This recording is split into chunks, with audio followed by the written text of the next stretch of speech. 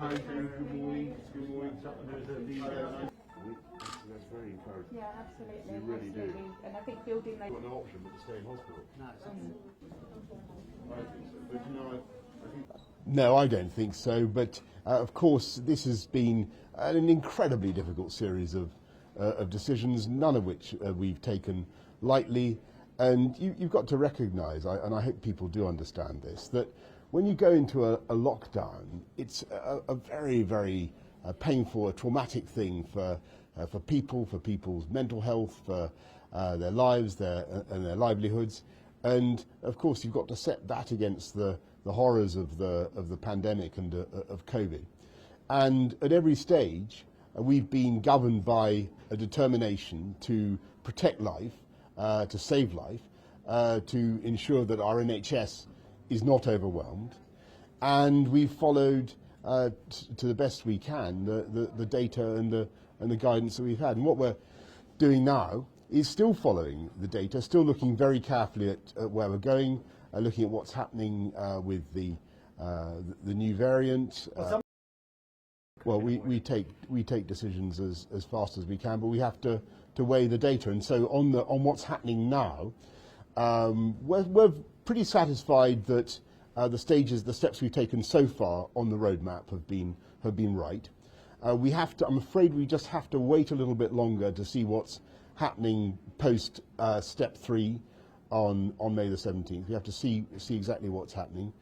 We are seeing some signs of increase in cases, particularly of the so-called Indian variant, the variant that B1617.2, the variant that originated in India.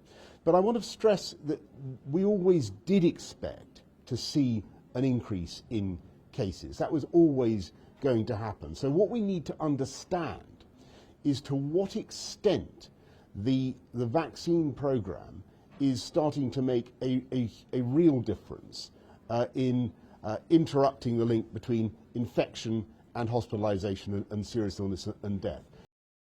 In order a third lockdown. I've already made my position very clear on that point, and I'm getting on with the job of delivering the roadmap that I think is the sensible way forward for this country. Tell the truth yesterday? I'm getting on with delivering the roadmap that is the sensible way forward for this country. So you're not arguing with the things he said? The question, I make no comment on that. The question I think people want to answer is, have we got enough of the protection that we want from the vaccines?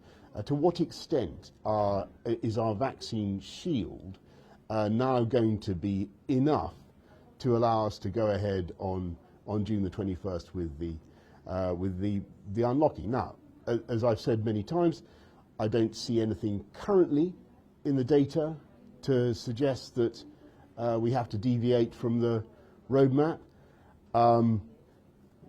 But we may need to wait. No, it didn't happen.